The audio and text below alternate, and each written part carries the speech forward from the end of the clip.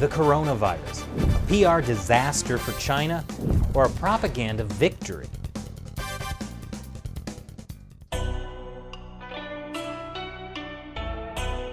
Welcome back to China Uncensored. I'm Chris Chappell. You know, I criticize the Chinese Communist Party a lot. But as many commenters have pointed out to me, it's also important for me to praise the party when they do things well. So I will. The Chinese Communist Party is really, really good at turning their terrible mistakes into propaganda wins and convincing the rest of the world to agree. They're doing it right now with the coronavirus, and they've done it before too. For example, after Mao Zedong took over in 1949 and enforced collective farming, the Chinese Communist Party plunged the nation into poverty and starvation. Then, Deng Xiaoping made free market reforms, and Chinese people were able to make a living again.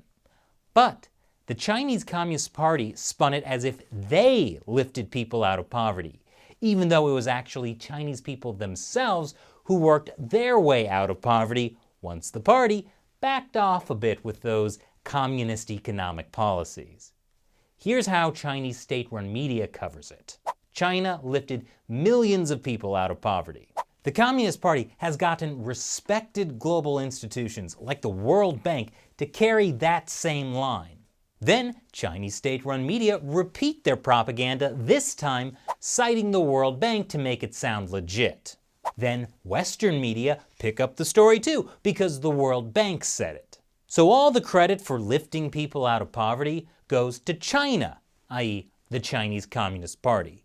And nowhere does that article mention how the Chinese Communist Party put all those people in poverty in the first place.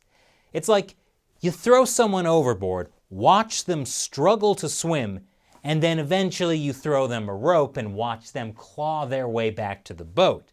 And now you're the hero for saving them.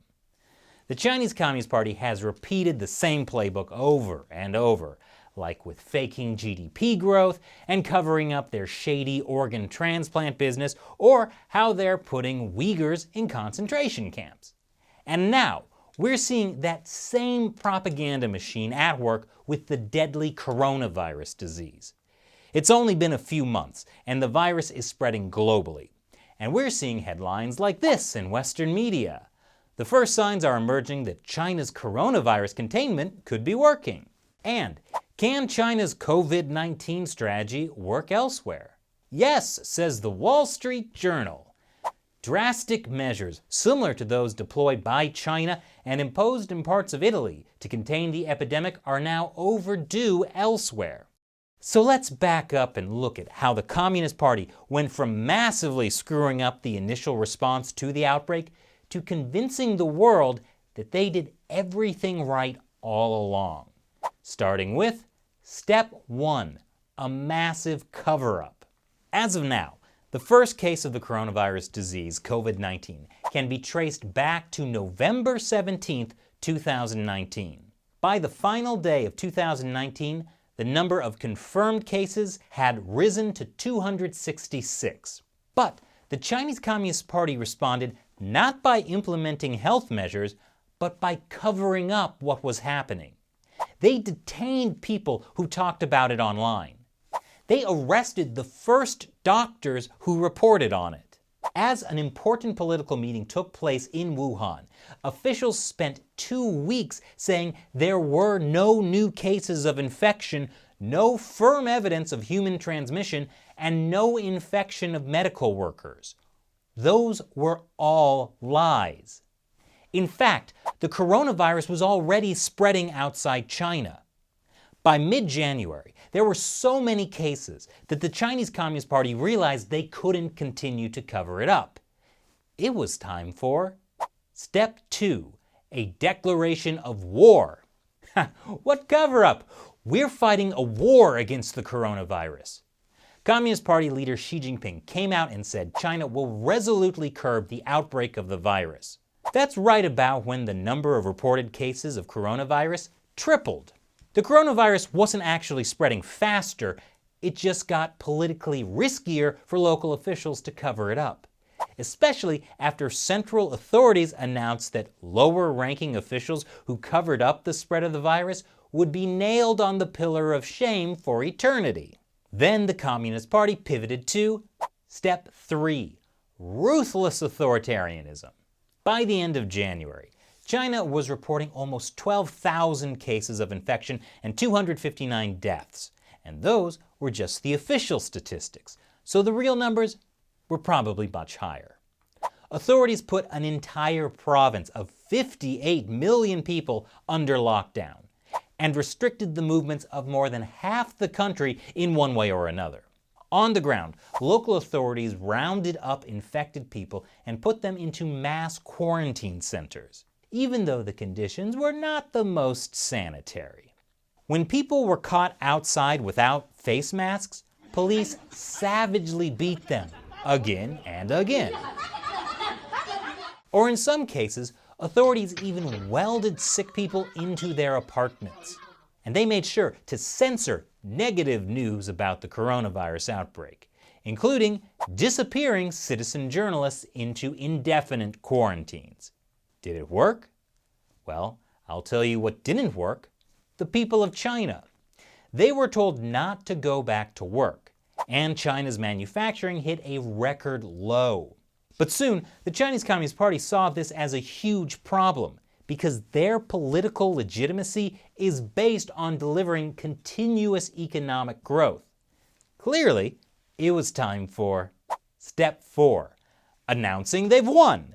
The Communist Party has no choice politically but to get people to go back to work and revive the economy. So that's what they've told people to do now. First, state-run media started pushing the narrative that the number of coronavirus infections was on the decline. They started doing this back in mid-February, even though at the time they were A, talking only about areas outside the main epicenter of Hubei province, and B, being misleading. The total number of infections was not actually declining. There were still new infections every day, but the number of new infections per day was declining. They're saying it had gone from this to this, so it's still going up. But forget about that. The Chinese Communist Party leaders wanted you to believe the coronavirus was on the decline in China, and that they controlled it in only 3 weeks. But here's the rub. Communist Party leaders didn't actually believe it themselves.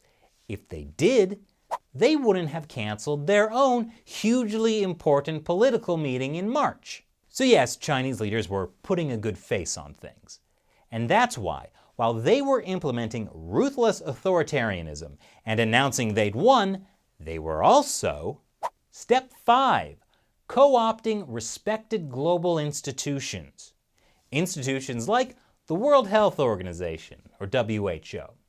This report on the coronavirus comes from a joint mission between the WHO and the Chinese government. It says China has rolled out perhaps the most ambitious, agile, and aggressive disease containment effort in history. In fact, the leader of the joint mission said hundreds of thousands of people in China did not get COVID-19 because of this aggressive response. Don't worry, he's basing that on data given to the WHO by Chinese scientists. And here's what the head of the World Health Organization had to say. Almost all member states were praising China for what it did. China took action massively at the epicenter, at the source of the outbreak. Here's another WHO official. If I had COVID-19, I want to be treated in China. If you're wondering how on earth the WHO would be willing to lavish such praise on the Chinese Communist Party, even though this is happening on the ground, I suggest you go back and watch my episode from February 22nd called Coronavirus, How WHO Corruption Helped It Spread. Suffice it to say, when respected global institutions take Chinese money, sometimes it colors their vision and impairs their hearing. And after co-opting the WHO, the Chinese Communist Party has been, step 6, repeating the praise in state-run media. Oh look, the WHO head praises China's efforts to curb the coronavirus. Even the head of the United Nations has praised China's efforts. Here's a video released by state-run CGTN showing how the Communist Party has done such a good job fighting the coronavirus that now they're sending a team of Chinese experts to help in Italy. China has sent a special medical team to Italy to assist with control efforts there. It comes after China's foreign minister told his Italian counterpart that Beijing stood ready to help. And after pushing that message through English-language state-run media, the stage is set for Step 7, getting Western media to praise China. Now that the Chinese Communist Party has claimed it's won against the coronavirus and co-opted global institutions to agree and pushed that message aggressively in its own state-run media, it seems Western media are willing to pick up the narrative. Here's a video from South China Morning Post. A 7-member team was sent to Italy, the worst hit country after China. That footage looks familiar. Here's an article from the Associated Press. WHO chief praises China's virus fight, urges more from world. That article does not mention the Chinese Communist Party's cover-up or its ruthless authoritarianism. And the Associated Press is a newswire service, so that article got picked up by potentially hundreds of other Western media. And here's a report from Reuters, another newswire service. It's a sign Chinese efforts to contain coronavirus are working. President Xi Jinping visited its epicenter, Wuhan, on Tuesday, for the first time since the outbreak began. His arrival in the city where coronavirus is understood to have taken hold late last year could suggest China is about to declare victory in the battle. Xi visiting those who are on the front line, health workers, soldiers, police and volunteers. Now what you should do is hold a strong faith. We should all strengthen our confidence together. We will win this battle. Wow, thanks Reuters for creating a story entirely based on Chinese state media footage and then pushing that prepackaged video out to the thousands of Western TV channels that subscribe to your newsfeed. And also, thanks for not questioning any of it, including how when the video cuts to show Xi Jinping talking to the guy in the hospital, he's actually not talking directly to the guy. It's through a TV screen 9 feet away, as if the coronavirus could get through the TV screen. And here's a reporter from the New York Times interviewed on MSNBC. China has had enormous success in beating down its epidemic. He goes on for a full 5 minutes about how great China's approach is. He makes the Chinese medical system look really competent, when that's just not the reality most people on the ground have been facing. Although in a way, he's right. China has had enormous success in beating down its epidemic. Clearly, a lot of Western media organizations are not as skeptical as they should be when it comes to the Chinese government's propaganda. Which means now we're going to see Step 8. China saves us all. The natural extension of this is that since the Chinese Communist Party has done such a great job beating the coronavirus, oh, sorry, wrong clip. If I had COVID-19, I want to be treated in China. Thank you. Now it's time to learn from China. If only we could implement the same great system here in the West. Western media, take it away. Can China's COVID-19 strategy work elsewhere? Drastic measures similar to those deployed by China to contain the epidemic are now overdue elsewhere. Yes, but could you put it even more clearly? China saves its people as democracies slaughter theirs. And it's not just the idea that China's repressive, authoritarian, communist system has done a great job at containing the coronavirus inside China. It's also the idea that China's repressive, authoritarian, communist system has saved the rest of the world. Back in February, Chinese state-run media started rolling out the idea that China was buying the world time by controlling the epidemic. In fact, they made claims about how the fact that China had 99% of the world's coronavirus cases proved that they were helping the world. You have the most coronavirus, which means you're the best. Got it.